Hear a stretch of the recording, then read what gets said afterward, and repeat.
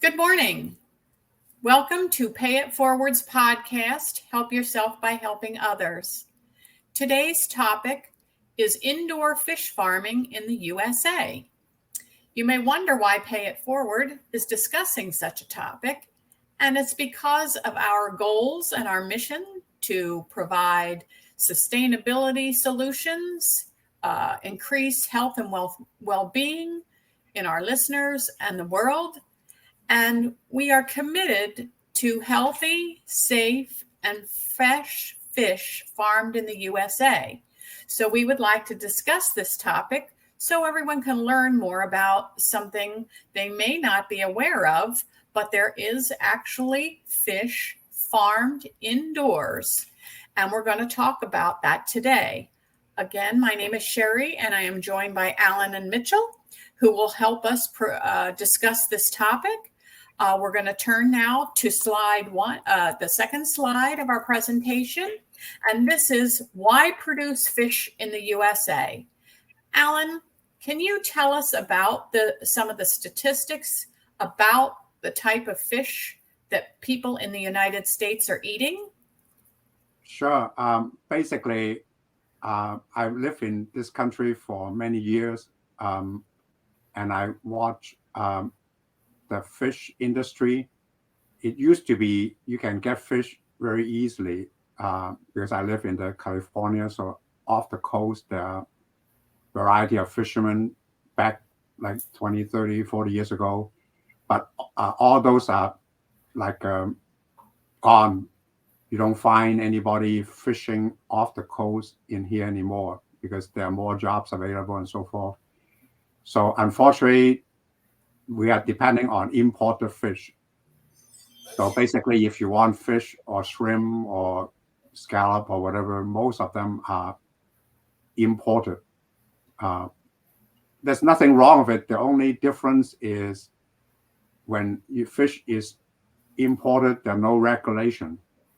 So if you buy fish from a country that have no regulation, so you don't know what they put in the fish or feed the fish or process the fish. And also the variety is severely limited because you are just at the mercy of whichever country is farming. So according to statistics, maybe 10, 20% are from the US. The rest is imported. So in order to have a balanced diet, I think the Red Cross or most of the nonprofit, they recommend that especially growing kids have a certain servings of fish or seafood because it has certain important nutrient or whatever vitamins or minerals that only fresh seafood from the ocean or water can provide. Yes, we'll talk about the benefits of eating fish a little later in the presentation. But for now, we're asking why produce in the U.S. Mitchell, what are some other reasons that we should produce fish in the U.S.? Going back to just, catching fish in the wild, to where now we're living the consequences of pollution. Not just trash, the chemicals, over farming have now affected the fish that you can go to your regular local pond or lake or river, and it's not suitable to eat. On top of that, it's not sustainable to grow fish wild in rivers and outdoors, as you're going to do more harm to the environment. So the indoor fish farming gives an opportunity to control the environment and what you produce in it. That makes a lot of sense. So we're going to move on to our next slide. But just to recap this one, as Alan mentioned, U.S. fish sourcing has fallen drastically. 90% is now imported. And it is our belief that producing fish in the U.S. will provide better tasting fish. It will help with our food diet. And as Mitchell said, wild caught fishing is not sustainable. And U.S. based fish production will also increase jobs and other things. So our next slide we are going to explain what indoor fish farming actually is. Alan, can you begin our discussion of what an indoor fish farm Sure. is? I think one of the techniques to do the indoor farming is called recirculating aquaculture system. So the benefit about this is you can manage it using computer, using filters, and all the advanced techniques. You can also monitor the fish. You can adjust the speed where the water current is flowing. How often do you put oxygen in, and variety of things that will improve drastically the quality of the fish that we'll be eating later on.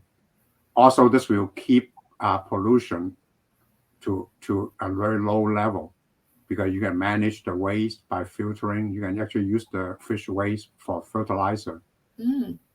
So most other fish, unfortunately, in other parts of the world is not using the recirculating system. For example, the most or the salmon farming that we buy from the store, those are not recirculating. Basically, they just set up a net outside a certain coastal area, for example, in Europe or South America or Canada. And then they just put the baby fish in the net and let the fish grow while feeding them other things. But the problem with that is it's not recirculating. You are just polluting the coast. So as time go on, like 1 year, 2 year, 5 year, 10 year, then that area will be highly polluted because of the waste will never be recirculated. Wow, that sounds interesting. Yes, it sounds like an RAS or recirculating aquaculture system is kind of a closed circuit. So you are able to manage those things. So I'll move on to our next slide where we continue to discuss RAS. And Mitchell will tell us some of the benefits of using an RAS system. Yeah, and to piggyback off the last slide a little bit, and what you said before about this creating jobs, it's going to create good jobs because of the type of technology that we're trying to use. Not only is it an efficiency, but people, it's running computers, it's using equipment. People should be engaged and proud of what they're doing. Along with that, it is a way to do it efficiently, like I said, where you can reduce water and energy usage. You're making the land usage efficient because they are in tanks, and there's different tube systems you can have so fish can travel back and forth. You really modernize the whole industry using technology so that we can order the scale. I think the reduction in the wastewater is very important, as that's the main reason the environment gets polluted. Is they don't know how to monitor and manage the waste. And it also, it gives you that control from the weather being indoors. Right. Yeah, it gives us consistency. That way we can ensure that the fish have the nutrients and the proper growth that we expect. Right. And I think, Alan, you had talked about, monitoring and I guess we would use the word biosecurity. With an indoor RAS system, you are able to monitor the fish closely. And that helps with disease prevention and other things. Is that correct? Oh yeah, like a few days ago, I was playing or learn about Raspberry Pi. It's a very low cost, tiny computer. So actually we can probably do something like that to maybe have hundreds of them throughout the plant. The RAS system have various functions, and we can connect it to cameras, we can connect to valves, we can connect to water speed control. And actually, like Mitch was saying, this is creating high technology jobs. Mm-hmm. Because traditionally, farming, like in third world country, is backbreaking. You have to go do something, and then, if it rains or a storm, then you cannot do anything, and you cannot manage nature. With this one, you can manage closely. Mm-hmm. Yes. So it sounds like there are a lot of benefits to an indoor system. We'll switch to our next slide, and we'll talk about, as Alan, alluded to at the beginning, fish is an important part of our diet, and it's considered a brain food, helpful for your heart. What are some of the health benefits besides that overview I just mentioned, Mitchell? Just a quick overview. Like you said, it helps with heart health, brain health, joint health, your eye and skins. And if you're pregnant or if a child's developing, it helps with that along too. It's very important, which is the omega-3 fatty acids to human development. And if you look at some of the test scores in math around the world, or the longevity of people's lifespan, it's affected by who eats more fish and who doesn't. So I think as an American, why we're doing this here, that it needs to become more of a staple in our daily diet if we want to improve our education levels and just social well-being, including our health. Right. Alan, do you want to elaborate on that a little bit? Sure. Yeah. I wanted to mention, we just had a podcast on Alzheimer's, and this could be, a real benefit to people with memory loss and other brain function. But go ahead, Alan. Oh, yeah. Actually, I think they did a study on who lives the longest around the world. And like Mitchell was saying, any coastal area or where people consume more fish generally live a longer and more fruitful life, at least, especially towards the later years. Like Okinawa, which is part of Japan, I think people consume a lot more fish than anybody else because they have just abundance of fish being an island. And I think the average lifespan over there is much higher than the US. Mm-hmm. That's amazing. Yeah. So just a quick overview of these bullet points. As Americans, we eat less seafood than is recommended.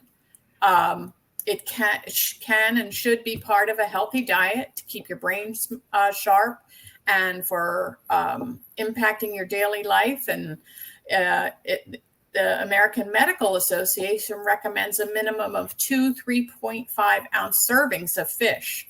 We're nowhere near that. So we are deficient in that regard. So we really should increase our intake of fish. And I think the next slide also talks about some of these guidelines. Alan, if you want to take a look at that slide and just give us an overview. Sure. Yeah. Basically, the guideline from the USDA is at least 8 ounces of fish or shellfish per week. But unfortunately, around most cities in the US, the only way you can buy seafood is from Walmart or Safeway. And most of them, they don't stock enough to provide the 8 ounces per week, or at least for everybody. And also, if you go to the exotic fish, then those are very expensive and ordinary people probably cannot afford it. So what our mission with Pay It Forward is, if there's a way we can create a movement and get USA RAS fish off the ground, then we can probably offer a different distribution channel. That means our USA fish partners, instead of selling to Costco or Safeway, now Pay It Forward can organize to do like institutional sales. For example, we can sell to the U.S. Navy. We can sell, in bulk by pallets to school systems, to nursing homes, or business, where they have cafeterias, or maybe for the employees. So we can ship them a pallet and then they can distribute to the employees. So this way, we will make it more affordable. We guarantee it's made in the USA, no antibiotics, no chemical, none of those. And then we'll be healthy. And then we have ways to monitor and then we can audit the water, the waste, the quality of the fish, and then the nutrients and how omega-3 and all those with our lab. Right. I jumped ahead just because you had touched on some of this, and we'll come back to it. But Sure. yes, institutional sales is a great idea.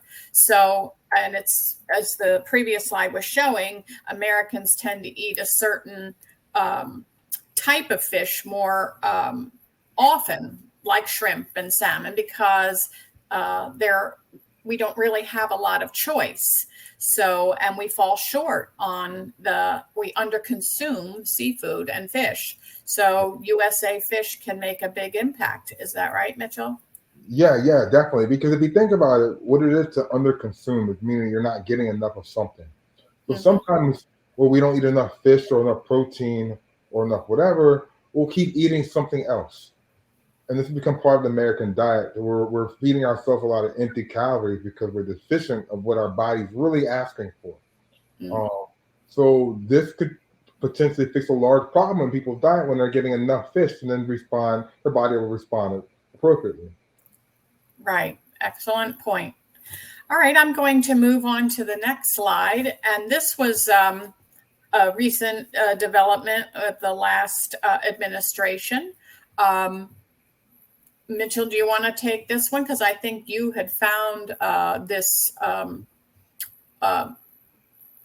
that went into effect. It just shows that we're not the only people that recognize this issue. It's a growing problem, not just for this country, but around the world, as fish is very important to the human species. And the scalability has been threatened and the quality is eroding, even in the wild. So, the White House and the government, they put something so people can think about what can be done. And I think we already had this idea in the meantime, but hopefully we can get other traction to move along so we can actually work on solving the problem, which seems to be, to make it safe and sustainable. The indoor fishing is ideal. It checks all the boxes. Right. The executive order is on promoting American seafood competitiveness and economic growth. So it's talking about being more competitive in the seafood industry as Americans, jobs, and putting safe and healthy food on American tables. So it is in the forefront of what needs to be done. And we actually have been discussing this before this executive order came to be. So hopefully this will mean that we will get more support in our efforts to bring it to fruition. Yeah. So I'm going to go ahead. Supports us knowing that they have the support of the government as well. Exactly. Okay, I will move on to our next screen. And this talks about how our listeners can get involved and what it means to support Pay It Forward in this effort to create land-based fish farms. What will the benefits be, Alan, if you could summarize those? Sure, yeah, basically, if we don't do anything, we cannot rely on ordinary industry. So we can just wait, and probably will be getting worse and worse. Probably less and less USA fish. So hopefully our listeners can see this and then support us. If we can grow a lot of members in Pay It Forward, and also get the word out, then we can create a lot of interesting future-proof USA jobs, that are in the seafood industry. And we can obviously increase the production sustainably indoor, because indoor we just build buildings and then we can put more tanks and we have more fish and then we can manage them. Another byproduct of the fish farming indoor is the waste. Actually, if we can manage it properly, instead of polluting the sewer system, you can actually use it to grow vegetable, because it's very rich in fertilizer. So we can probably get a side benefit that we have vegetable, which again Americans probably, or anybody in the world, can benefit by eating more vegetable. And now we have fresh vegetable that can be grown side by side with the RAS fish system. Yes, and we've seen that in person. We were fortunate enough to visit a farm in Vero Beach, Florida. And in addition to the tanks with the fish, they had a whole aquaponics system and were able to grow vegetables from the waste of the fish. It was fascinating. And yeah, they actually had a little store to sell their goods to the local community. It was on a very small scale, but it was definitely an inspirational tour. Yeah, so we pay it forward. All we need is to collect enough members and then try to contact institutions, and then we can all work together. Then we get a PO or contract for so many tons of fish. Then we can start following the Vero Beach, Florida model, except we'll be much bigger. Right. And then everybody will benefit. Right. And I think as I move to the next slide, we also always want to make an impact, and it would make an impact just if we can increase safe fish production and get more Americans eating fish. But Mitchell, there are other benefits as well for institutions, correct? Yeah, definitely. And starting with school systems, you always think that we want to give our kids the healthiest diet as they're developing. Even as a nation or as a globe, everyone wants to take care of their kids. So making sure they get the right nutrients, making sure they get the right fish oils, and they have a meal that they enjoy eating, we can participate in. If this idea works out completely, and we can bid on those contracts for school districts and things like that, and you can measure the impact.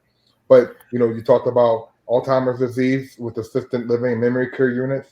The change in diet, even those facilities may be able to help people see improvements while they're there. Absolutely. And then you have other places where they have cafeterias or buy foods in bulk. I think we can serve those type of communities better, where you have the veteran homes and homeless shelters and food pantries, and we're able to distribute and scale to the people that need it. Yes, and I think all of us can agree. The bigger impact we can make, the better, and that's why we would encourage people to support Pay It Forward's efforts with the indoor fish farming. And I'm going to switch to our next page, which shows how you can go and support Pay It Forward and U.S. fish farming. Alan, can you let people know how they can become involved? Sure. The easiest way is to join our Patreon under Pay It Forward. And all you need is follow the link on the first line. Then it'll direct you to Patreon.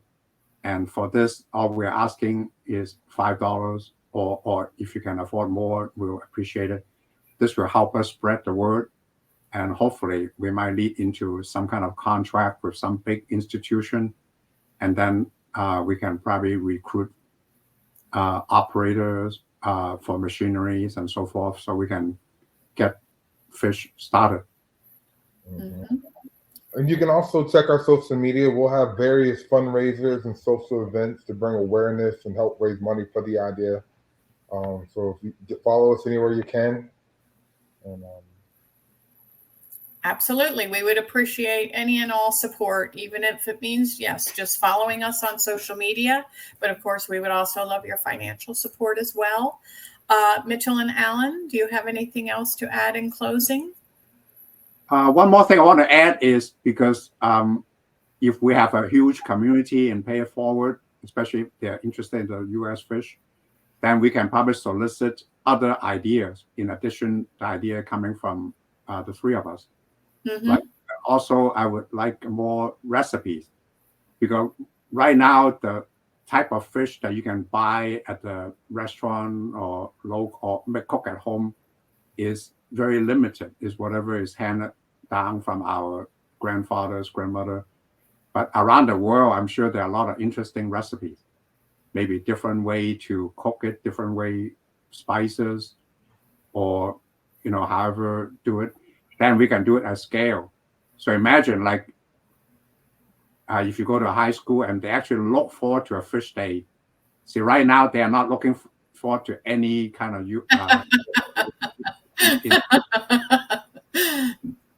but then if you announce that you'll be serving, Thursday or whatever new recipe, and it's USA Fish Tasty, then everybody is so excited for Thursday.